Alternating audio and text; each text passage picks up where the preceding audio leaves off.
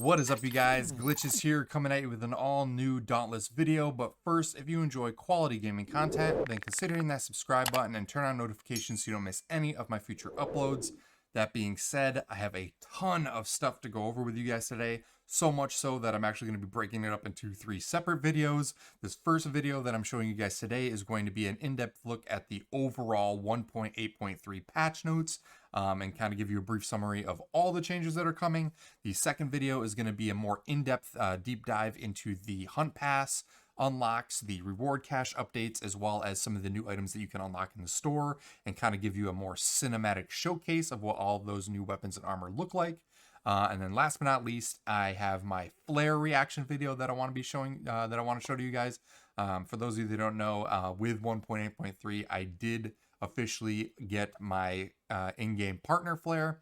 It turned out awesome, long story short, but I want to do a reaction video of me seeing it for the first time, so I made sure to record that, and I made a whole separate video for that, so be sure to check that out. It's going to go more in depth on how you could actually get the flare too, so be sure to check that out as well. But let's jump right into the details of this patch notes, because there's a lot to go over. First and foremost, if you guys saw the trailer in the beginning of the clip, one other update that we got that wasn't even part of the patch notes was a huge boost in performance and graphics fidelity that was kind of snuck in there under the radar to get us prepared for the launch for next-gen systems on the PS5 and the Xbox Series S and X. Let me tell you, once you update the game and log in, you will immediately notice a difference. It looks like a whole new game, in my opinion. The graphics are just way crisper. The quality of the water, your character models, the environment, everything looks really, really clean.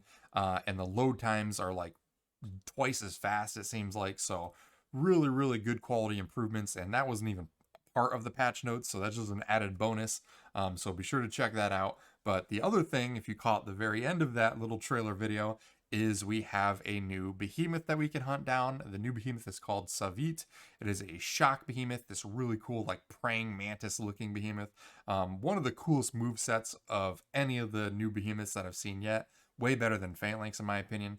But what's cool is the armor and stuff that they came out for is super unique, and if you look at the splash screen, the helmet and chest piece are actually a different design than what the actual craftable armor from the behemoth is. So that leads me to believe that we're actually going to be getting 2 additional rumors down the road, similar to how we got some rumors for the Phalanx armor that will eventually unlock different looks and styles for the Saevyt variation armor. So that's pretty cool and pretty exciting to unlock all those and have a new behemoth to hunt. And for those of you that don't know, Saevyt is going to be a primary behemoth on the Brightwood hunting grounds.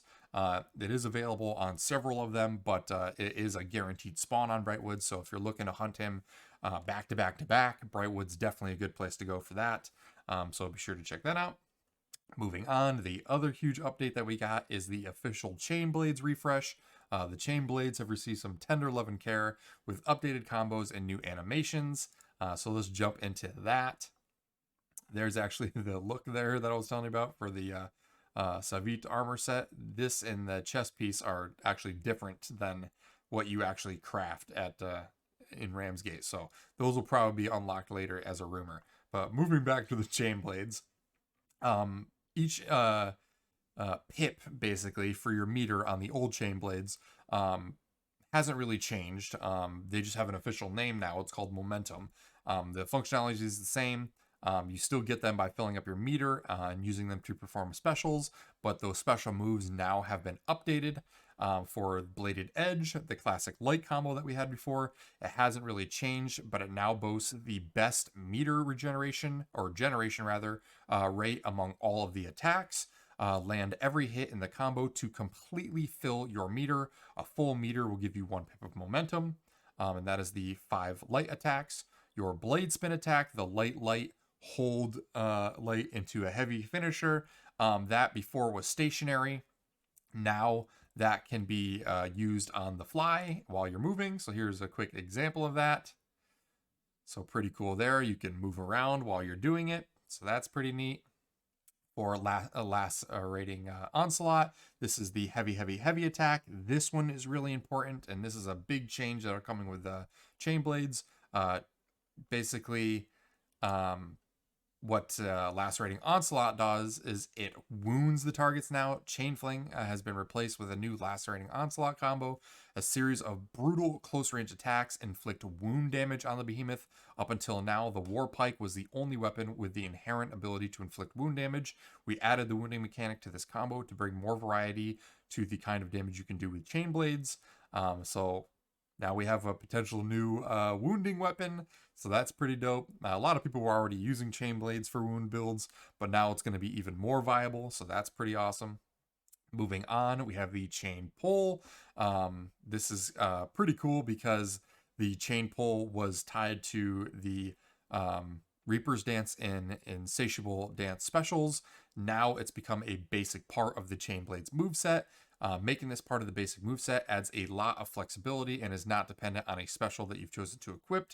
While you are away from Behemoth, all you need to do now is press a direction and heavy attack at the same time, and that will automatically throw your change forward and pull you towards the target. So now it's not based on your two specials. You can do that pull grab to get you closer to Behemoth no matter what. It's just inherent with the weapons now. So here's a quick look at it, and that is just hitting a forward direction towards the behemoth and heavy attacking at the same time. So that's going to be on every single build as just a generic move now. So really, really cool there. We also have swinging blades. That was our light, light, heavy, light, the go-to damage move that everyone used before. That was actually removed from the combo list, so that isn't a thing anymore. And instead, the new damaging combo is going to be that spin blade attack that you can move while attacking. So few changes to the combos. We can now do wound damage. Really cool updates for the specials. Reaper Dance, along with separating the chain pull from it, has gotten some adjustments.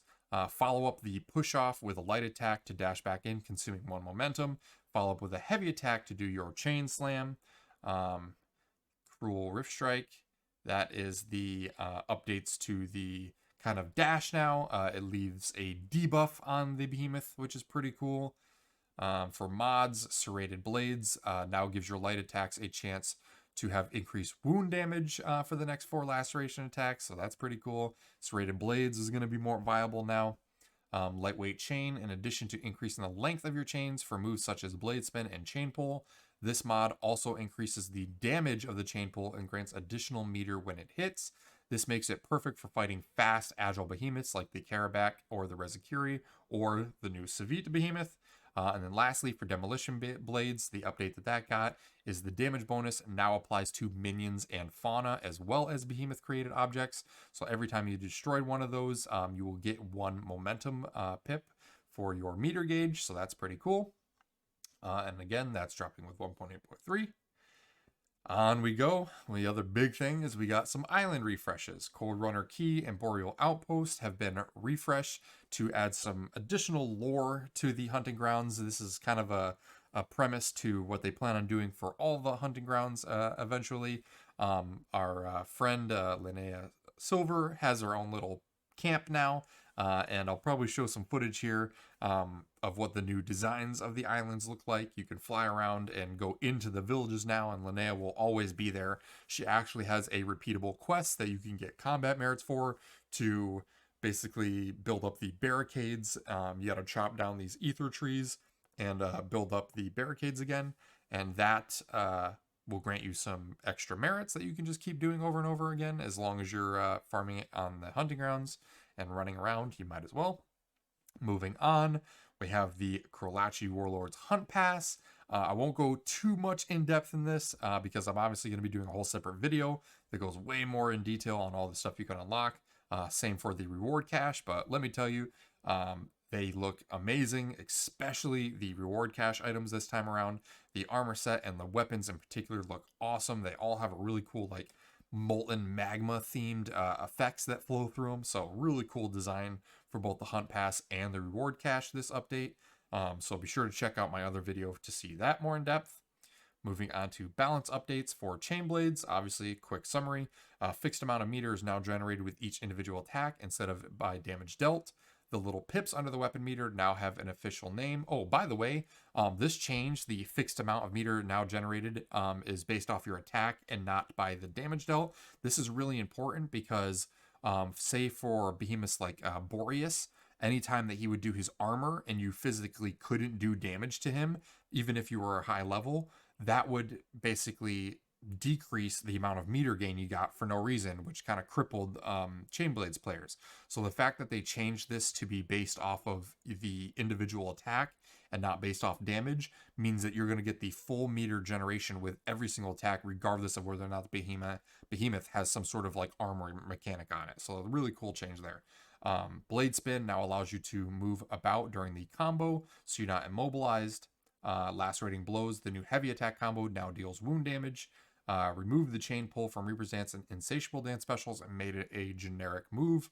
Obviously, we went over most of these. For repeaters, the salvo chamber damage has been increased from 400 to 450, and when empowered, from 450 to 500. For the Chronivore, they slightly increased the amount of time the Chronivore is staggered, reduced the active damage window on its body while entering its enraged state, increase the size of its AoE attack while entering its enraged state, and further reduce the amount of unintended player collisions while moving around so that you don't get launched into the air so much. That happens constantly when you're fighting the Chronivore. For Phalanx, they slightly increase the amount of time a projectile stays on the ground before exploding. For currencies, they kind of had a little news update on this last week, but it is official now with 1.8.3. Ace chips will no longer be in the game. They've been fully replaced with Aether Dust. Any remaining Ace chips have automatically been converted to Aether Dust at a rate of 12 Aether Dust per Ace chip. And lastly, the combat merits and exploration merits are now combined into just combat merits. So if you have a ton of things that you haven't unlocked on your Slayer's path, if you're like me, you probably have like 20,000 of those combat merits just sitting around with nothing to be used for. Now you can actually use them. So this is going to be a big buff for a lot of players. Go in there and clear out your Slayer's path now and upgrade a bunch of the stuff that you probably couldn't have before. Moving on to gameplay. The increased Relentless Aether Rust duration from 30 and 50% to 60 and 100% at ranks 5 and 6. Increased Barb's bonus wound damage on hit from 5, 10, 15, 20, 30, and 40 to 10, 20, 30, 40, and 50, and 60 at their respective levels.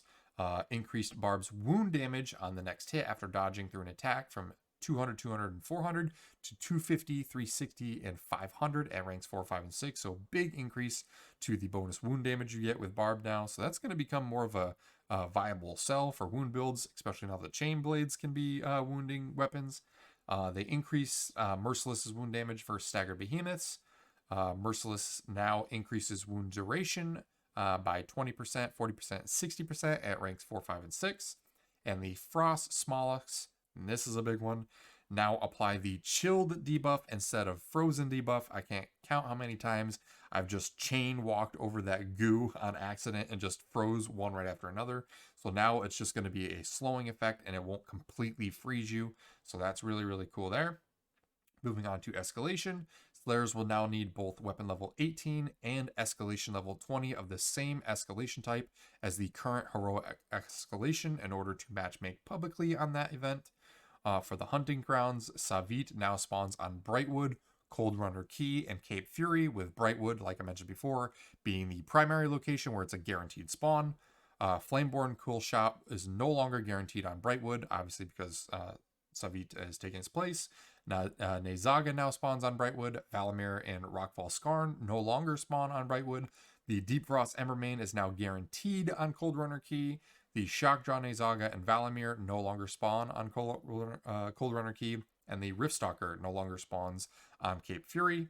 For UI, cores bought at Lady Luck's shop will now appear in a separate category in the core breaker so you don't get them confused. Moving on to quality of life. For UI, they added a map of Ramsgate. I'll probably pull up a video of this real quick. That's a cool little menu addition that they added that has all the location of all the vendors. So if you're a new player, it'll make it easier for you to find them. They added a progression bar and a completed state to the weekly sections and challenge screen. So no more just having a generic check mark. They now have a percentage completion for each week's challenges and then a full progression meter that fills up as you're doing it. So really cool quality of life change there. It's a lot better visibility on how much you still have to do on those particular weeks. They improved the quest interface displayed when interacting with NPCs, And lastly, players can now see their escalation level and progress directly from the hunt menu when selecting an escalation. For performance, they improve performance during the store purchase, load times across all platforms, and when navigating menus. Again, this coincides with the performance and graphics update for the next gen systems that everyone gets this, so it's just a free update for everybody, and you will notice a significant increase in performance. It's really good changes they made this time around. For miscellaneous, they removed the blood VFX from hits to reduce clutter, and removed racing from Ramsgate due to it being underused and not meeting our quality standards. No one really did it anyway, so not a big loss there. For bug fixes, a lot of big ones here. For quests, all players that take part in an island event will now have their corresponding objectives completed properly. There was a bug with several other rumors and event quests, for example, that if you were in a party and trying to get one of the quest objectives completed, only one person in your party would get the completion, and it would be completely random. You wouldn't know who would get it. So now everyone that partakes in it will get credit for it. The Shadow Scythe rumor will now drop from Aether Charged Bloodshot Shroud on all islands, not just the Blazeworks. Twilight Sanctuary was bugged. You had to go to the Blazeworks to get it. And lastly, fixed a bug where some challenges would reset when entering Ramsgate after the weekly reset. Now it should stay up to date at all times. For gameplay, self-damage sources like Revenant and Parasitic no longer consume stacks of Bulwark Tonic. The stamina regen from Aether Rush now correctly grants 15 stamina per second. Players can no longer change their loadout while activating the Thrax ability. Fixed excessive camera shake during Repeater's Dance, slam attacks, and other sources of damage used while repeaters are equipped now properly respect their intended damage types. Moving on to Aether Strikers. Fists of the Firebird no longer appear crouchable when they're not available yet. And for Phalanx, fixed a bug where Phalanx's projectiles would be destroyed on the very first hit after receiving damage, and fixed a bug where projectiles would not play an explosion effect if they were destroyed before expiring. Moving on to UI, it's the last little bit here. The reward cache no longer displays incorrect prices. This was a bug all through last season, so the correct Ori coin cost should be there. Fixed all cases of negative numbers appearing in the challenge menus. The Gruck Ruck Rumble event has been translated to support all languages. Fixed a bug where the quest tracker could switch tabs during combat. Key bindings and controller button icons now switch immediately when the controller preset changes. Fixed cases of incorrect notifications showing up in game. The middleman screen now correctly references Aether Dust instead of Ace Chips. They swapped it, but the wording was still wrong, so they updated that. The legendary repeater abilities now properly show in their move list. Slayer hair will no longer clip through helmets when previewing them in the store. The prestige weapon overlay now appears after the Sparkforge animation has finished. Fixed a bug where party invites from players on the same platform would only come in-game. Fixed cases of text breaking in the UI, and fixed various typo issues. And that is pretty much it. A lot of stuff this time around. Huge performance update, huge graphics update. We got a new Behemoth. We got a killer hunt pass and reward cache update. Ton of really cool stuff to look forward to this time around. The chain blades refresh, the updated islands, so many cool things. But yeah, I don't want to take up too much of you guys' time. If you found this video helpful, be sure to smash that like button, comment down below. I appreciate your guys' feedback. And as always, if you're not already a member of the Glitch Gang, be sure to click those links down in the description and join us on the Discord. Hundreds of Slayers in there that are hyped, just as hyped as you are, and always looking for new people to hunt with. So be sure to hop in there, and hopefully we see you around. But yeah, until the next one, you guys, I hope you had a great day, and we'll catch you all later. Thanks so much for watching, you guys. I hope you enjoyed the video. If you did, be sure to hit that like button. Also, if you're looking to join a killer community of like-minded gamers, then be sure to click the link in the description and join the Glitch Gang Discord server. We continue to grow every day, and it's filled with all your favorite game discussion channels, as well as several LFG channels to help you find that perfect group for your next hunt or raid. Lastly, if you're new to the channel and want to keep up to date with all my future content, then consider hitting that subscribe button and turn on those notifications. Hope you all had a great day, and I will catch you on the next one.